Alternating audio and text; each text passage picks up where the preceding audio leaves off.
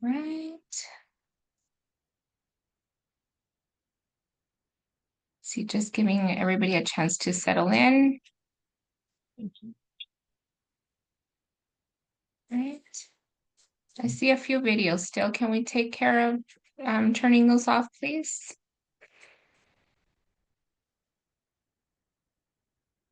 All right, let's get started because we have a really good, exciting talk today, and we have a lot of people joining us. So I'd like to welcome you to the EduTalk series hosted by Biotone, the Biotone Edu Partner School Program, and massage industry experts. Today, we have one of our beloved instructors, Kelli Lene, that we've been working with for decades over here at Biotone. And we have her husband, Patrick Benoit, who's joining her as well. So we'd like to welcome them. We're very happy they're here with us. And I'm going to turn it over to them so they can just introduce themselves, talk a little bit more about what they do, and go straight into our call. Just make sure to please mute yourself and stop the videos. I still see a few. And then feel free to chat any questions during the talk and we'll address them at the end. So Patrick and Kelli, it's all yours. Well, hello again. Ceci, it's so nice to see you. It has been a long time relationship, but I don't get to see you very often anymore. We were just talking about how much fun it was when we used to do workshops, fall workshops. We were slinging mud and mixing aromatherapy, and it was so much fun. And I do miss those days. So it's nice to see you. Pat and I are here as a result of a conversation that we had with Donnell last year. She was asking me what it was like to be married now. And I said, well, it's been a lot of fun because Pat comes from a martial arts and kind of quantum physics point of view. And we have had some wonderful talks about energy. And so it was kind of, she said, well, that would be a great conversation to have for all of us. So here we are today. Some of you know me. I see a lot of familiar names, and I'm so happy to see you here. As you know, I'm celebrating my 35th year as a wellness practitioner. And this is a great way to celebrate it, to be able to share some of the things that others have taught me. And some of you who have inspired me and taught me things are actually on this call, on this presentation. So even more special.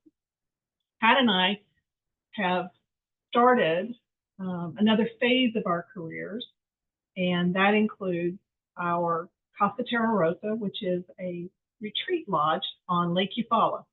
And we built the facility based on my experiences teaching workshops and retreats. And we also started a retreat company called Wellness Walkers Retreat. And in addition to that, I still keep my private practice and I still do some of my consulting. But we're kind of moving from professional development into personal development. And so this is what the point of the talk is today, is how do we, as technicians and therapists and practitioners, look at our own lives, look at our own holistic wellness, and learn how to take what we already do, bring it into the treatment room, and make it that much better. So that's why we're calling it an energy, a flow of energy, an integrative perspective. It's not about one style or another. It's not about one tradition over another. It's about learning to be more intuitive and more open and more authentic when we're in the treatment room and in our own lives. And so that's what we're going to get into today. Pat, do you want to? Yeah, I'm excited to be here. This is a new journey for me in the wellness practice. I've been in corporate forever and ever. I'm a cybersecurity officer, and so deep, dark tech stuff. In fact, that almost scared Kelli away from dating me because she was afraid of what I could do if it went wrong.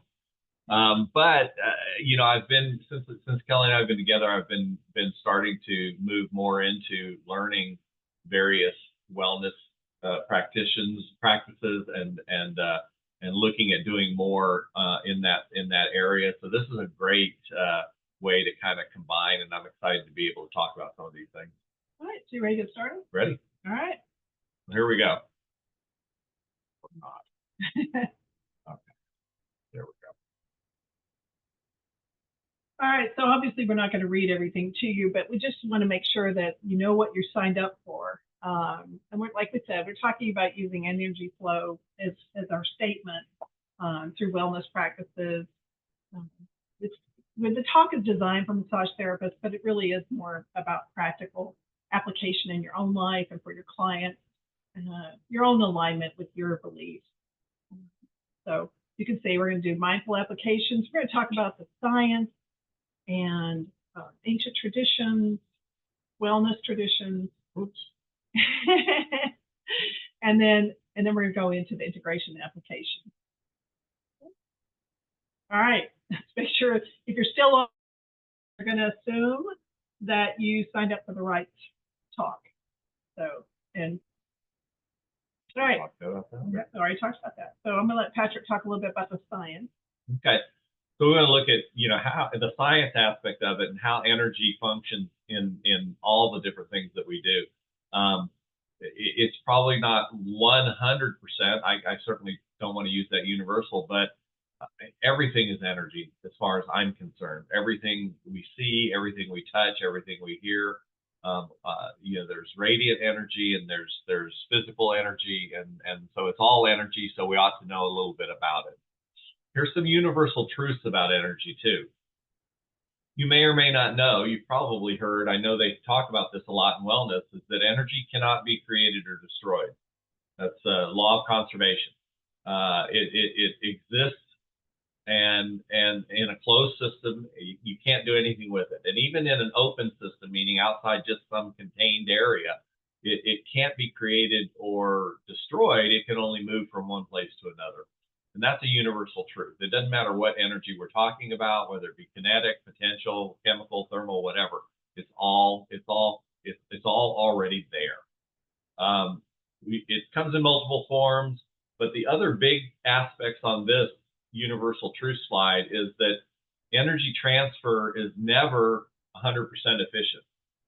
So whenever you move energy in any way, shape, or form, by touching somebody, by putting sound out, by looking at something over a distance, that quality of that energy, that frequency and amplitude of the energy, which we're going to talk about, dissipates. It gets smaller as time goes on. This is part of what's called the second law of thermodynamics, which is all about this big word called entropy. And entropy is all about randomness and how much disorder there is.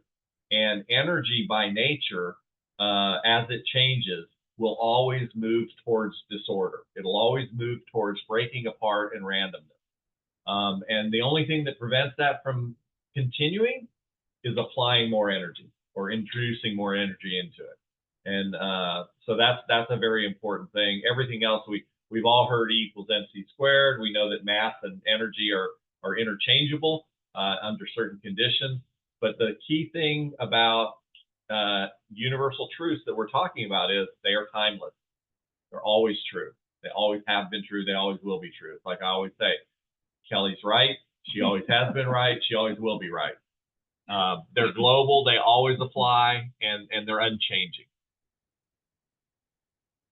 So just a quick basic concept. You may have seen this before, but anytime we talk about energy, we're talking about amplitude and frequency.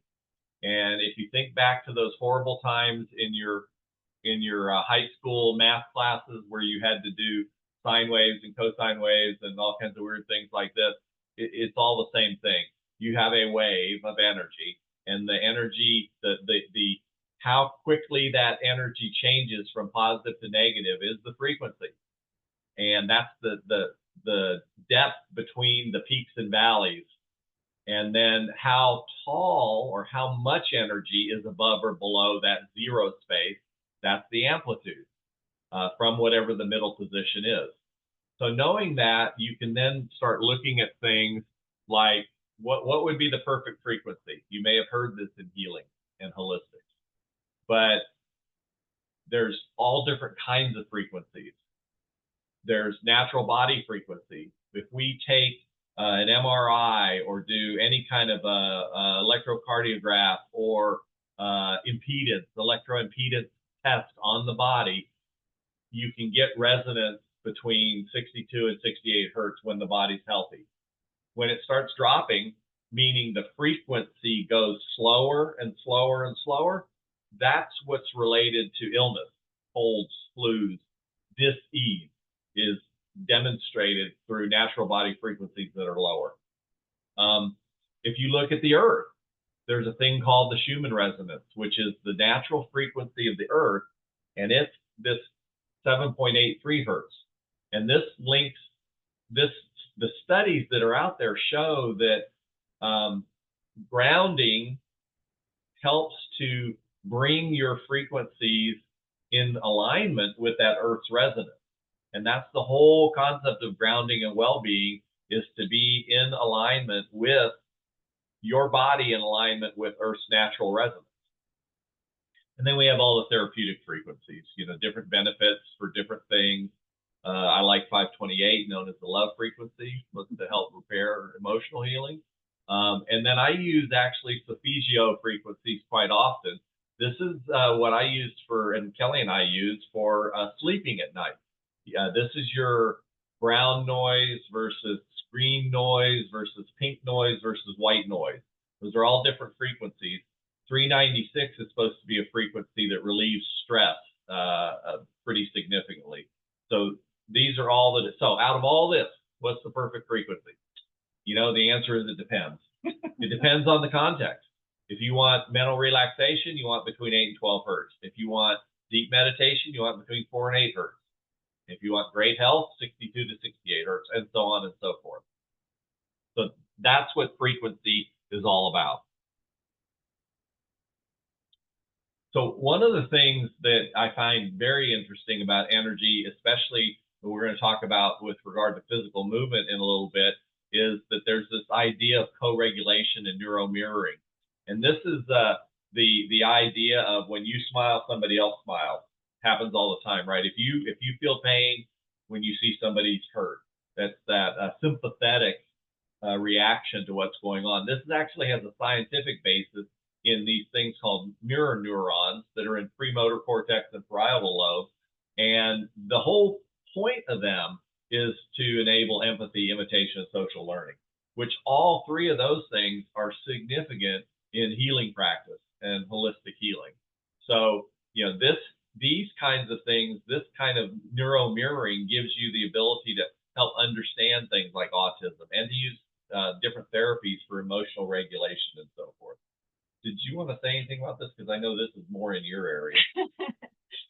See, ladies, I didn't just get him for his look. He's super smart, too. We're going to be talking about co-regulation quite a bit throughout this, because it's a fairly new, deeper understanding that I'm working on right now, because I've been working on neurobiology. So we're going to talk more about this in a while. But what we're saying is, and when we get into the application of it, is that, you see those signs every once in a while. It says, check the energy you bring into the space. This is what we're talking about, is that the way that what you bring into the space among others impacts the overall. So we're going to get into that as well. And it doesn't really matter if you have a degree in sociology. This is when we get into empathy and working with all kinds of clients and having all kinds of people in our lives. We don't have to be afraid of that. We just have to pay attention. Yeah, and you'll see this come into play when we talk later in movement about centers and system centers and things like that. So.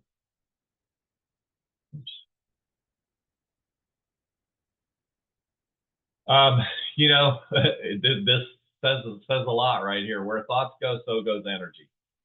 This is all about that idea that if you give focus to something, that's where your energy is going to be directed. If you don't give it your focus, then your energy is going to be somewhat scattered and all over the place.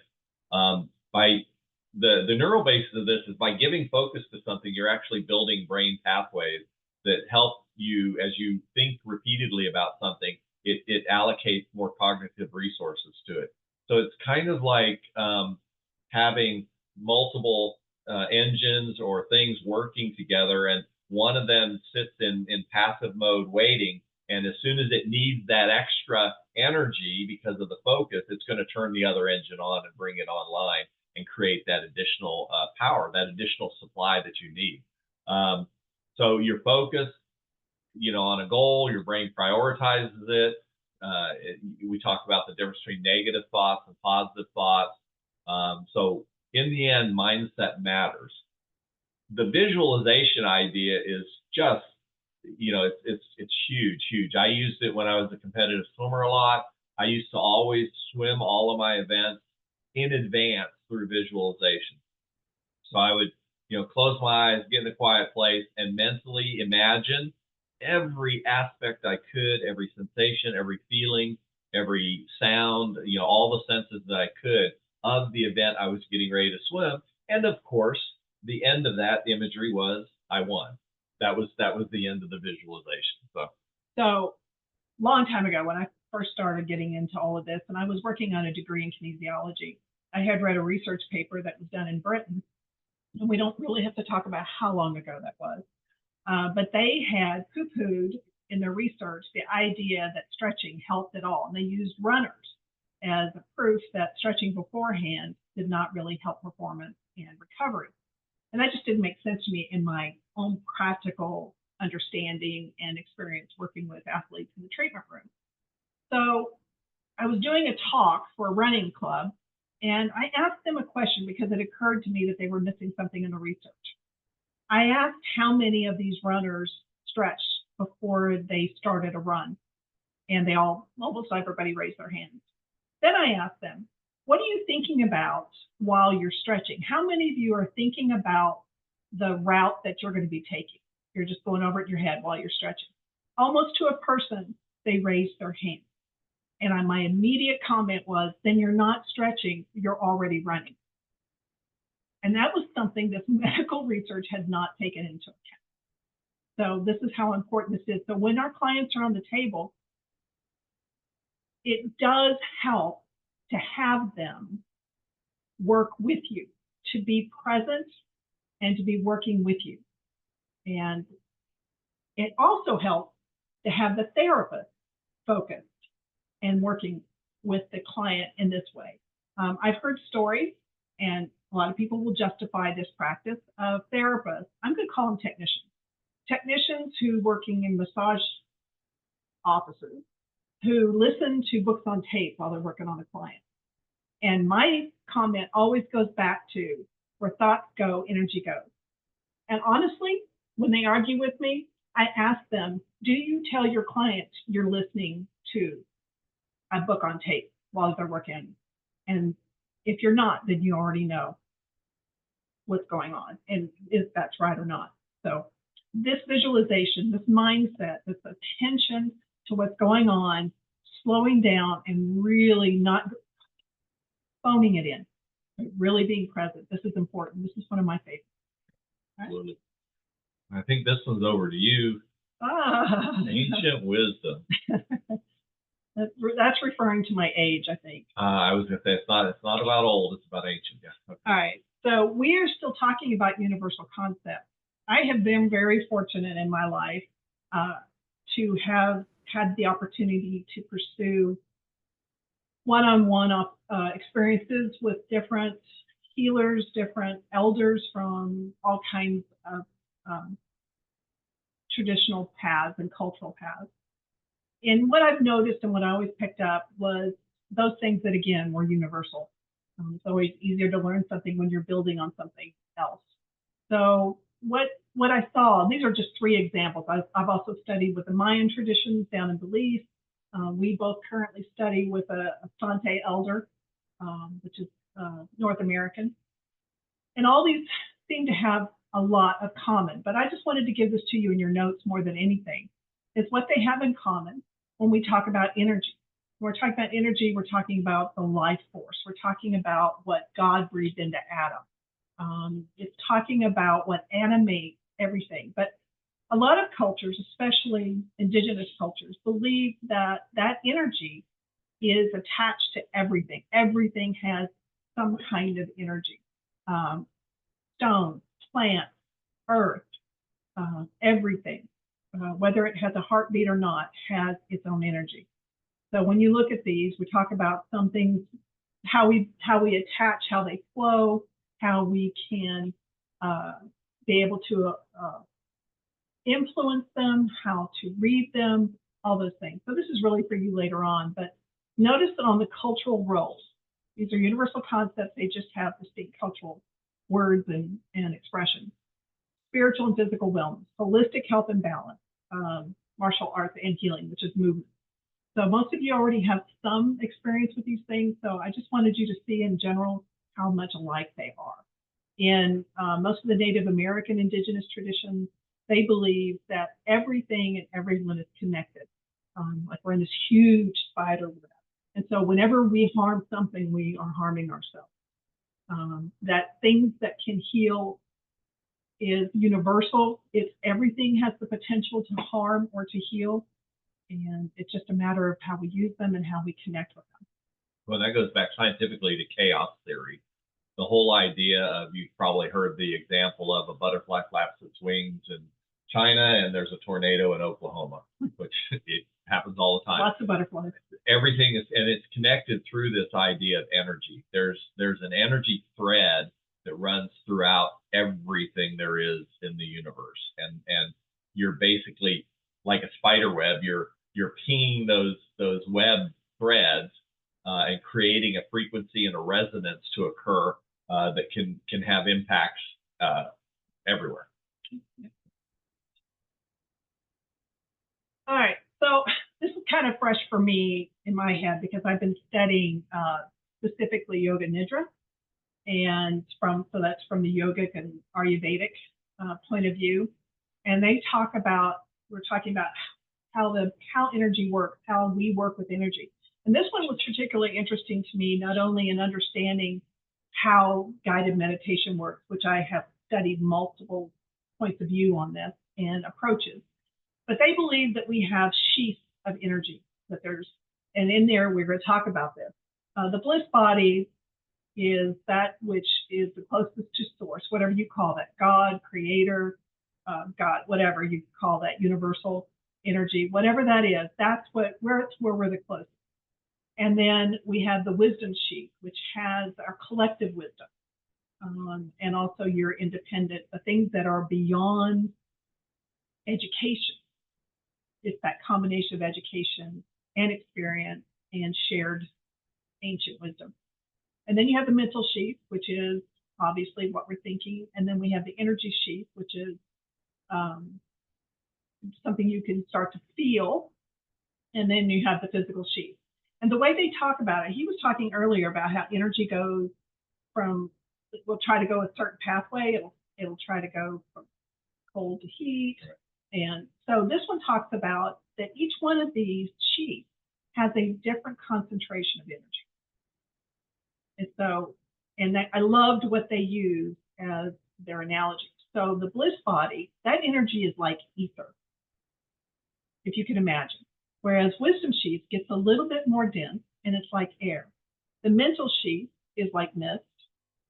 The energy, life force sheath, is like water. And if you look again, that's a universal description of energy. We use it with feng shui, same way. And then the physical sheath is like ice. So they're all created from the same source. It's just form that has changed. So it's not created nor destroyed. It can only change form.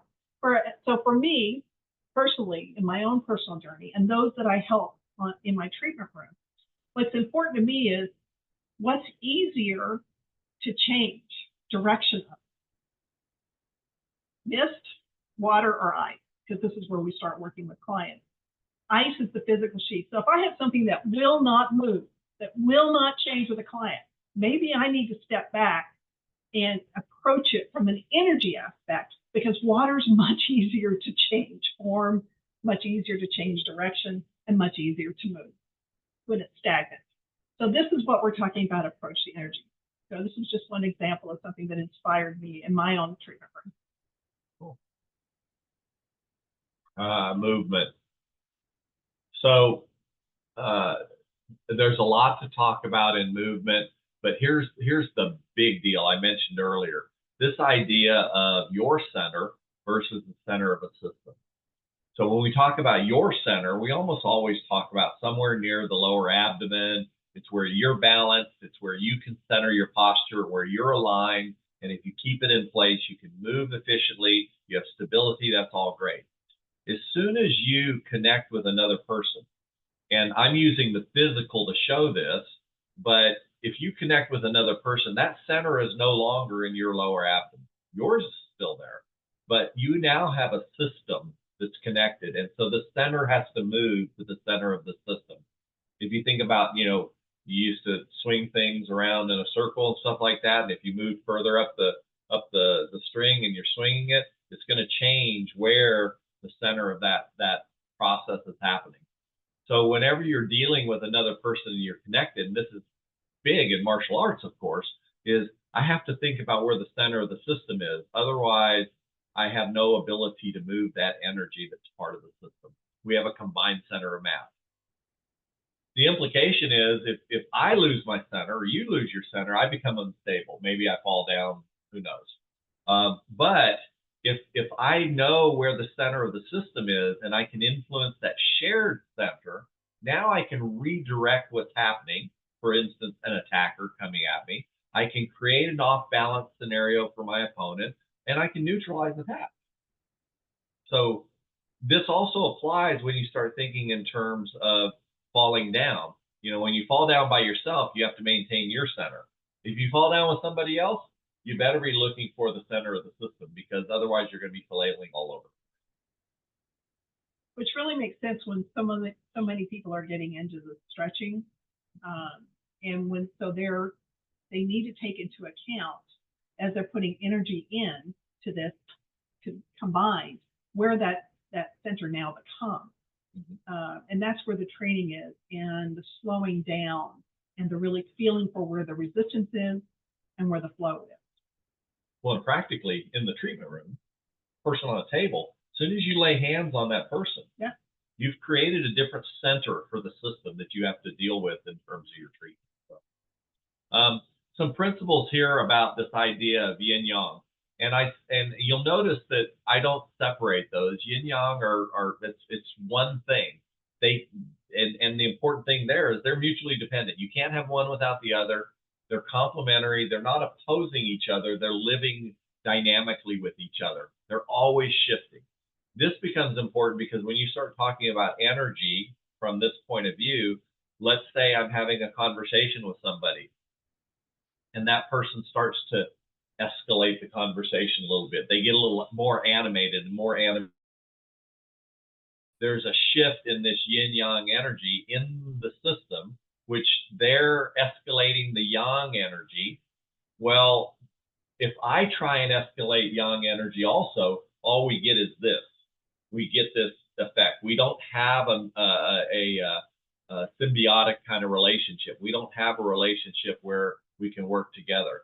So whenever I feel yang energy, whether it be in discussion or whether it be physically or in any situation, I know at that point I have to step back and assume more yin energy. I have to be receiving, not giving. Yang is giving, yin is receiving. And so if I do that, what happens, because these will always stay in balance, is eventually the yang energy will dissipate.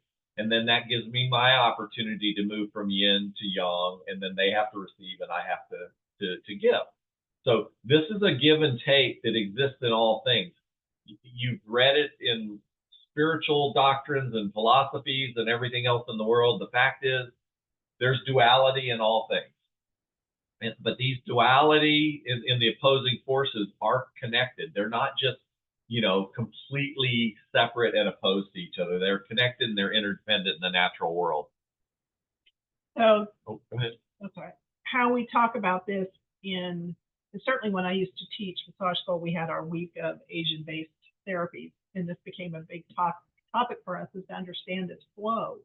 And here we go back into flow instead of resistance. That's what we're talking about. So again, in your own life, but certainly in the treatment room, if you feel a resistance, either from the client not being sure they want to trust you in this, especially when those of us who work more clinical work and we're dealing with areas that are very uncomfortable, we should feel that.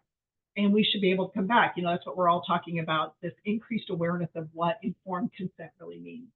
And that means paying attention. They could have said this, but if you start to feel resistance, you don't push forward you back off from that and you give. You just give. And then maybe you may have to work around it. But this is a very important concept for us working with people, understanding that there's this constant dance that's going on.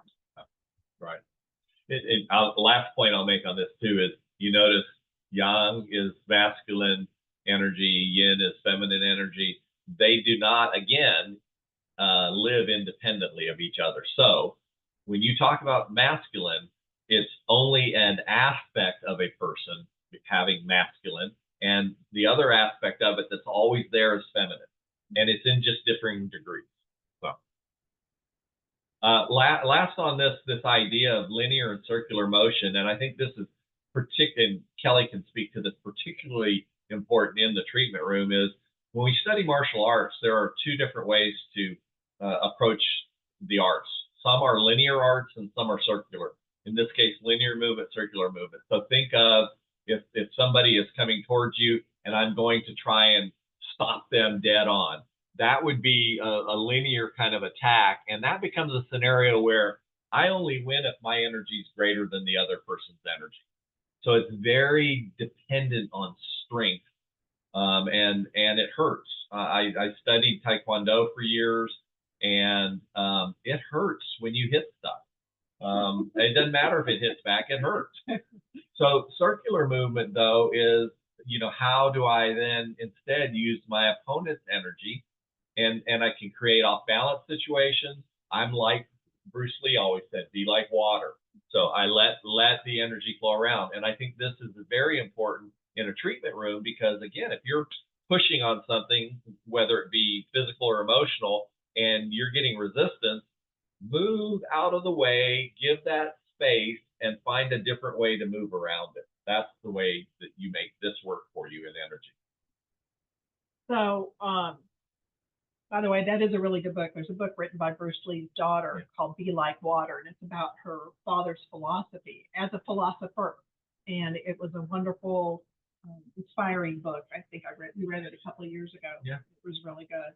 And yes, this is back to that whole idea about whether we go directly into something or we go broader and then around it and then come in. I took a wonderful class. It's through Ankrum Institute. That was an embryology class. Actually, I had to take it twice, just in case you were wondering about who's the smarter of us two. But it was a wonderful class, and I'm glad it was worth every investment of money and time to take it twice. And this was being led by an MD who has this wonderful reverence for life and for mystery. And she was sharing with us new research about now that they can really trace what goes on with the fetus as it's developed into, a child, an infant. And one of her main tenets that I have lived with every day since is we heal the way we're formed. And in reality, a lot of our system is not formed in linear movement, but in a give and take, kind of like the yin and yang, and also in a spiral, whether it's our gut, our neural system, the lower leg, the forearm. Those things are actually formed in spiral. Also, soft tissue is formed when the fetus expands and lengthens. So it takes that tissue and it lengthens.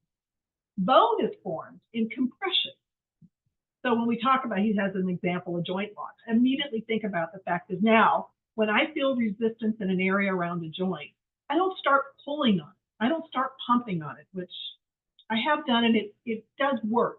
But now what I do is I focus on taking the tension off of it, giving it a break.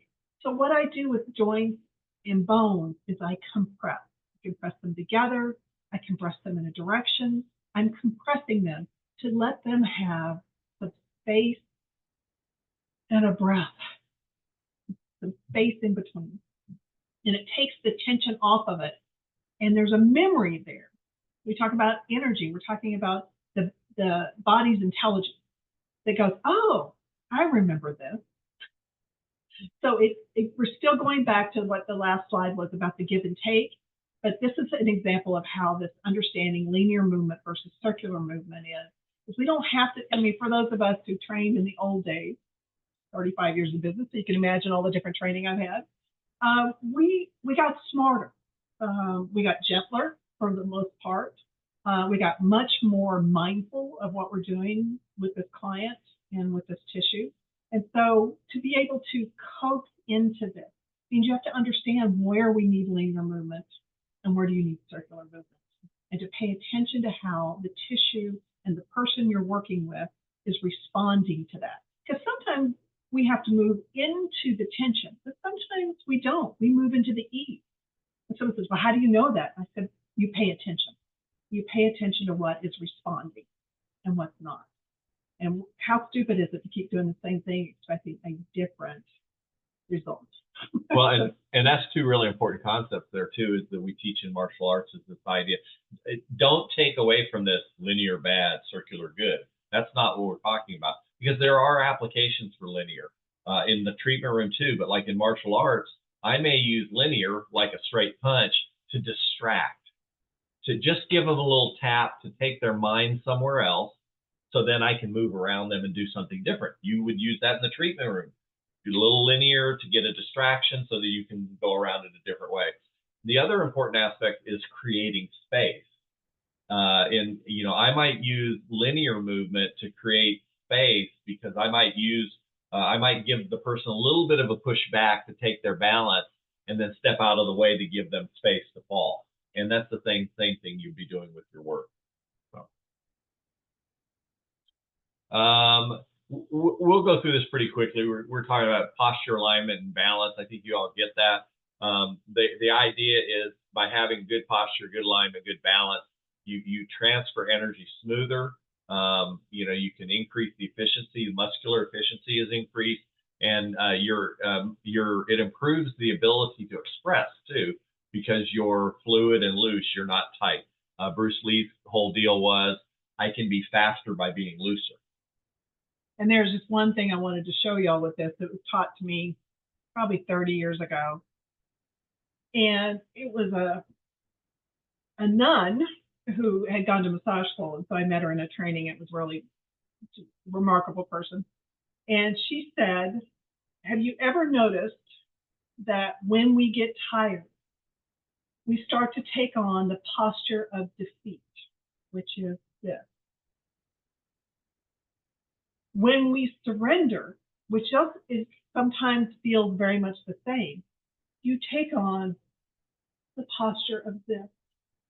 Can you imagine the difference in what goes on energetically and mentally when you do this versus this?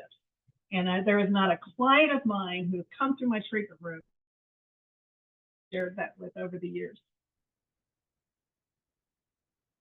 Okay, into wellness. There we go. All right, we're going to go, some of these we're going to go through very quickly because, again, it's application. You all know this. So we use a phrase a lot talking about wellness walkers. Our retreats are called wellness walkers retreats. And a long time ago, I had an elder refer to anyone who is on their own path of wellness, and those also who help others on their journey of wellness, is a wellness walker. It's what we all have in common. No matter what aspect or approach or tools that we bring to this, it's what we do. And so that's why we call it wellness walkers, and I'm very happy to do that. So, and we're talking about the 5 pillars. We all know this: the physical, mental, emotional, social, and spiritual. However, when I was looking at, we're starting to see this. Again, I started a very long time ago when everyone was still talking about fitness. They weren't talking about wellness. And then as marketing will, it moved from fitness into wellness that went past just the physical and mental, started taking into account the emotional and the social. Now we're moving into an era of well-being, and we have been for a while. And without giving it too much emphasis, but let's just say it's something that for you to think about, is one of the biggest differences between wellness and well-being in general has been a faith aspect. Not what kind of faith, not who you have faith in, but faith in something bigger than yourself. And that's what well-being, a connection beyond just what you can see and who's next to us. So I want to clear that up. All right, so through this wellness, and we have started to see a lot more emphasis on breath work, all kinds of things. And I'm leaving this mostly for you. You may have already your favorite. I certainly have taken classes on leading breath work and in my own breath work. But in general, these are the rules. For calm, this is what you want to do. For energy, this is what you want to do. And then I gave you a couple of examples. There's, the 4x4x4. There's all kinds of the slower and faster and all those things. But this is important just because those are the general concepts that I can see through all the different ones that I've studied. But that needs to be important for on the table too, because you can easily change the energy and focus in your treatment room if it's getting too intense by joining your client in some breathing. And how many times have you caught yourself in a very intense moment? Because I do very specific work. I do a lot of pre-surgical, post-surgical work where I'm as tense as my client is because this is, I'm working on, I'm dancing on an edge here, and I harm not. So I'm like dancing, and I will hold my breath. And so for both of us to get into this and breathe, and to do large, profound breaths or more delicate, mindful breaths, those all are important, but they'll usually follow you, if nothing else. So again, my big journey right now is always going to the awareness of a deeper journey that's available to me as a person, and also to me as a therapist. Evolving the wellness to well-being with intention. It's one thing to breathe 4x4x4. It's another thing to realize that breath is now a prayer. It's now a connector. It connects us to ourselves. It connects us to our environment, to a higher power, whatever it is. It has a deeper level if we allow it. That self-regulation is respect. When we learn to self-regulate, we're respecting ourselves and the others around us. And I just talked about breath as a prayer. Recovery, the investment we make in that, and to our clients, and this is how I talk to my clients about this. This is a love note to commit yourself to the assets that you are, whether it's time, money, attention.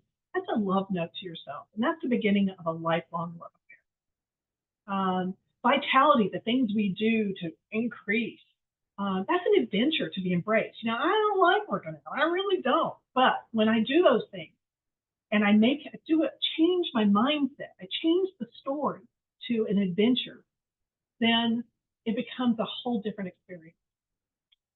Stress management is an opportunity to connect with myself. That's when we do those body scanning. When you do those body scanning and you find out where you're storing stress. And I do those with my clients. Where I have them do a check-in. Savasana is my favorite yoga pose. No big surprise. Corpse pose. And I have my clients just lay there and feel where they are. Feel where it feels heavy. Feel where they feel tension. And I have them repeat that after the session so that they can understand where the progress has been. And they can be hopefully encouraged by it and motivated. And then most importantly for me, self-care is to self-caring as maintenance is to nurturing. I have been really moving my wording from self-care to self-caring because it is. Self-care is maintenance. It's what we do to keep going and hopefully have a vital life. But nurturing, doing those things because that's what we do for ourselves, because we love ourselves. That translates even into our clients and in our not just our personal life. All right, we've been talking about integration the whole thing. This is not, just so you know, I haven't been sitting on my hands the last 35 years. And I know something about energy, although I don't feel like I'm an expert at any of these things.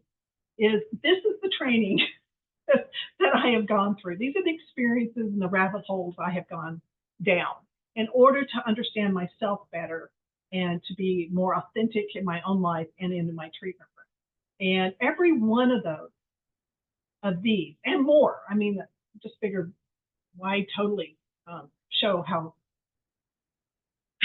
crazy I am about training. That's why I love teaching, because I love being a student. So everything from stone to crystal and aromatherapy, I kind of tried to group them together about how other plant allies and stone allies, earth earthing and grounding and all those things all have something to contribute to us, and we should be grateful for that.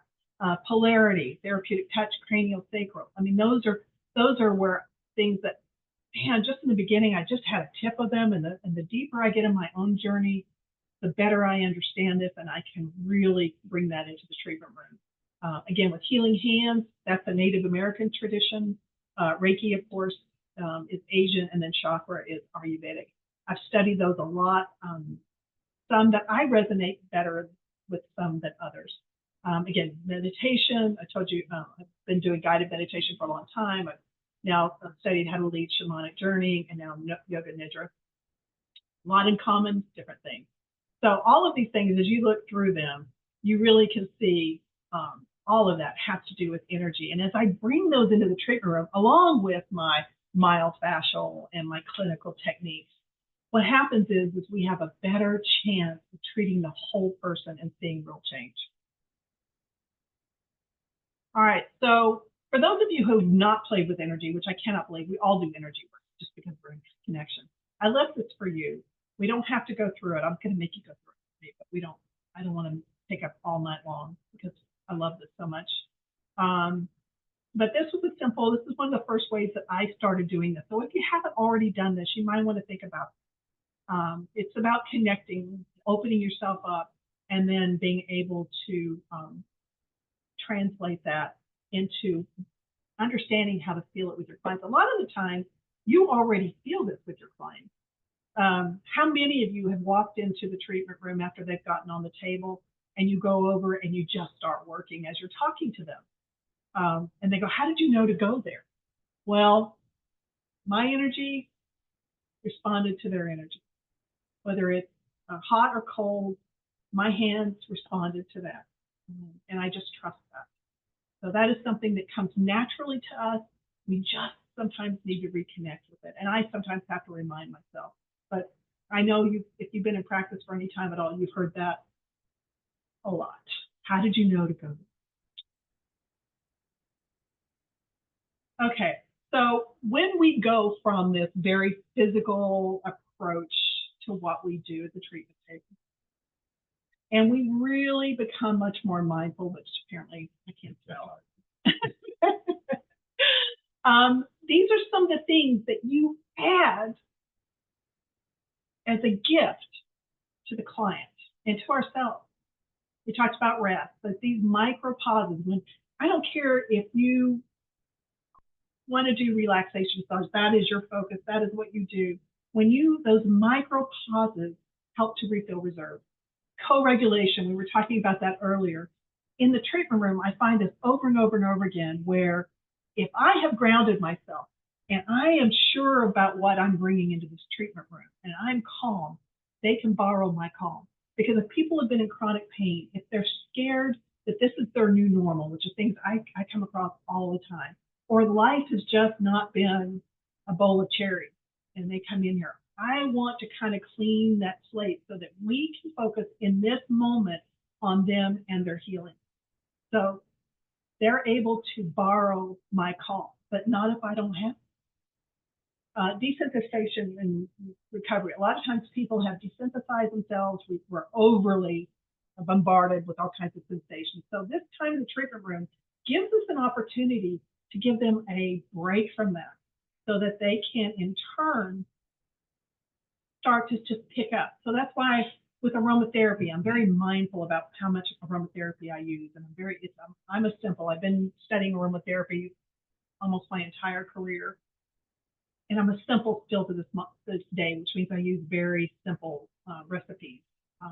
And I want to reduce input. I want there to be spaces in between. Between the work, we want to take a break and let the body kind of get it back together again. Because the silence between the notes are just as important in music as the notes themselves. And the pacing and the tone and the aptitude, the volume, all those things. So this is important. When you really start to become more mindful of the energy that you're working with and what you're bringing to the table, you increase that holistic experience. I know, Felicia, you're on here, and you said something in one of your classes that really hit upon the same thing. is reminding people how good they're supposed to be. And that's really important to us.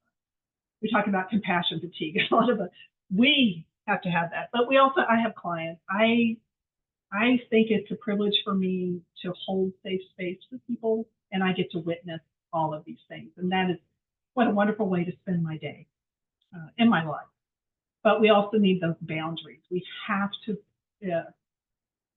show those boundaries. We are a conduit. We're not a vessel. I don't take on anybody's stuff, but I can, by example, show them what it's like to have those soft boundaries, that soft front, but a hard back, so that we can encourage the flow, but we're not giving anything up.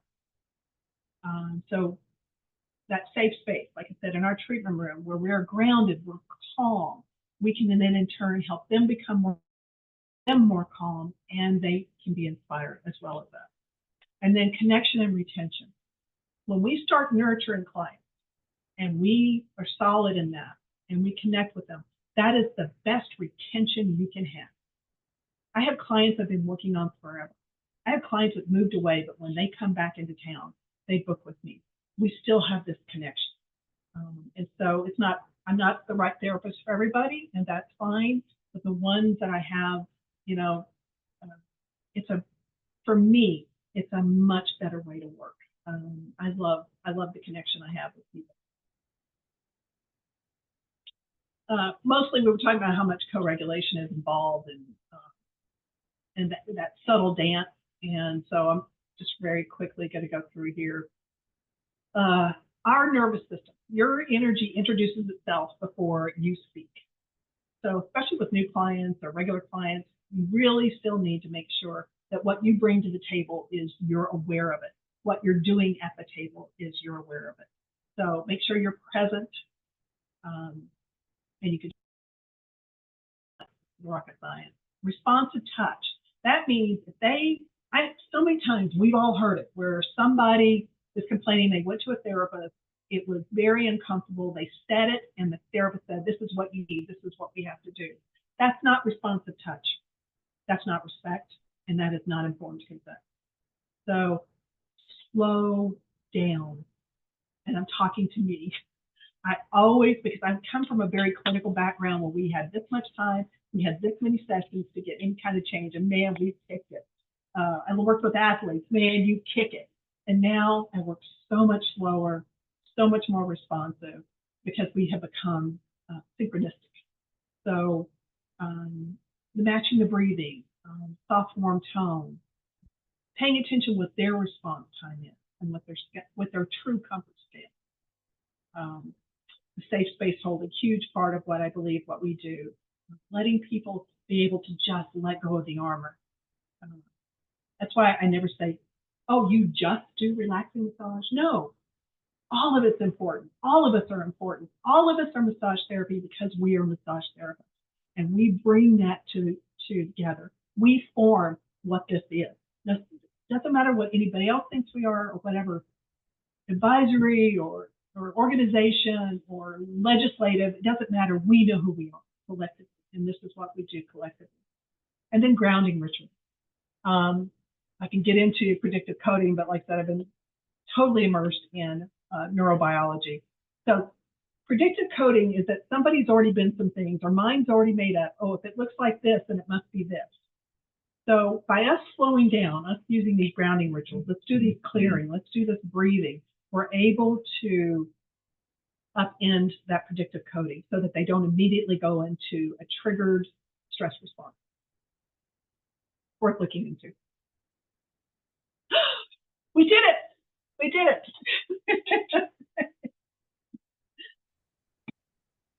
So I guess we're back to open floor for questions and answers, and we'll try and answer anything that anybody has. I think Ceci is going to make that possible, or how does that work?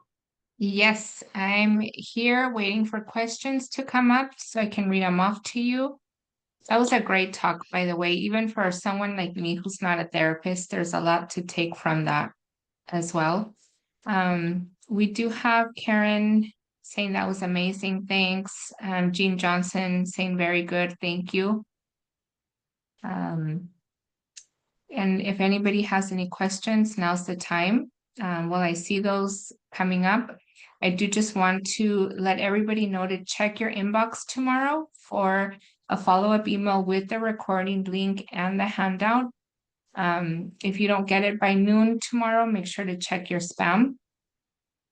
And I don't see anything coming up. Do you have anything that you'd like to add, Patrick?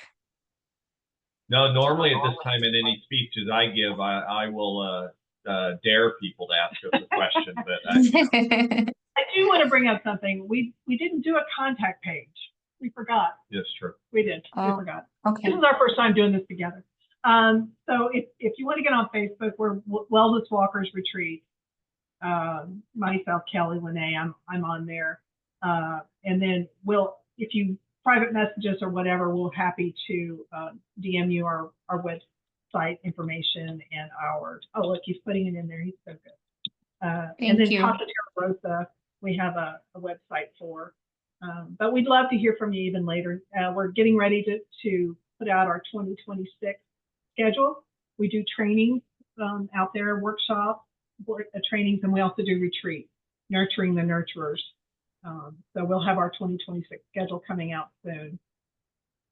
Okay, and we'll also have your contact in the handout that's going to go out in the email tomorrow. Okay. And we did have Felicia saying, thanks for sharing so much info and for the nod to her class. Yeah. And we also have a thank you so much for the presentation. Enjoyed learning more about the energy. So everyone's very happy and we're very grateful to have you again, Kelli and Patrick. It's been a pleasure having you as well for the first time with us. And Patrick did add all the contact information there on the chat. If anybody wants to take a moment to copy that. While I go over next talks. So tomorrow you'll be able to RSVP for Irene Diamond. She's going to go over simple neck pain relief through active modulation therapy. The RSVP opens tomorrow. And for our diabetes series, taking place November 11th, Linda Lockett-Brown's going to talk about how you can enjoy the holiday season with diabetes. And that RSVP is already open now on the diabetes side. So I'd like to thank you again. Thank you everybody for letting me host. It's a pleasure filling in for Donnell, and I look forward to seeing you next time. Have a good evening. Thank you. Thank you. Bye. Bye-bye.